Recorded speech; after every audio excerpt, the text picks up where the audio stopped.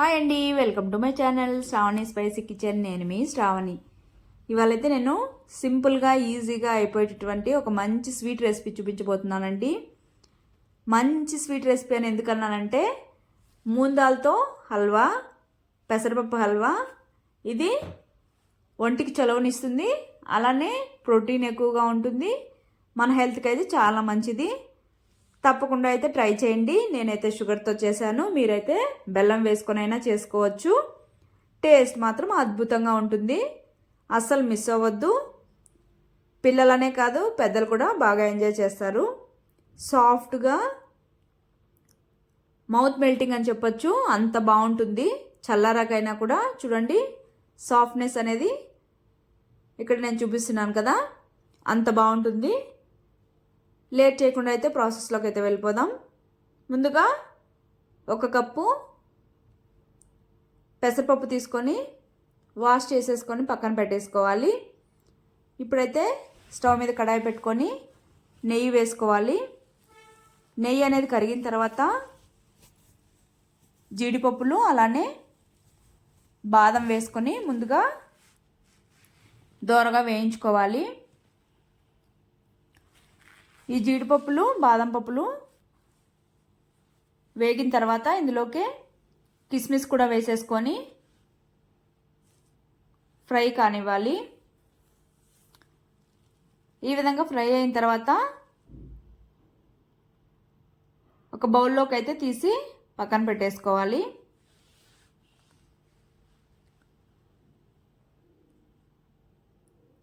తర్వాత అదే కడాయిలో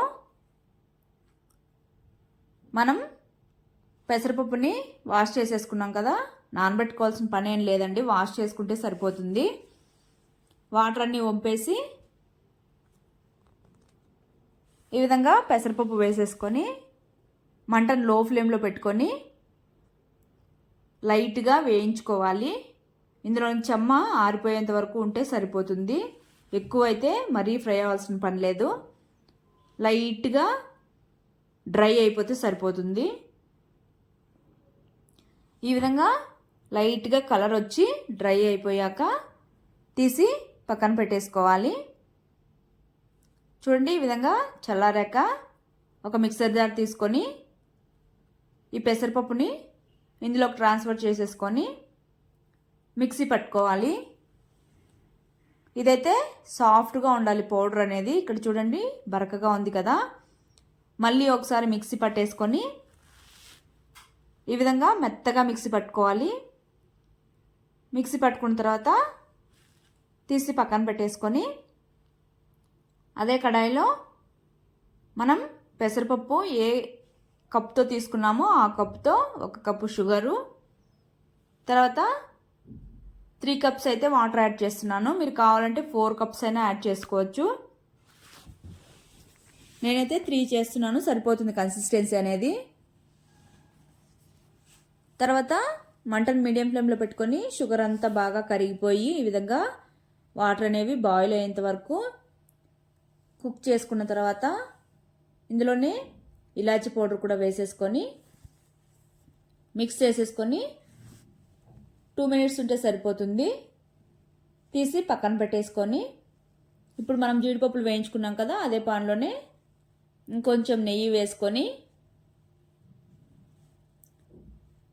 నెయ్యి అనేది కరిగిపోనివ్వాలి. ఇక్కడ నెయ్యి వద్దనుకున్న వాళ్ళైతే ఇంకా ఆయిల్తోనే చేసుకోవడమే. ఏమైనా నెయ్యి వేసుకొని చేసుకుంటే ఆ టేస్టే వేరే అండి.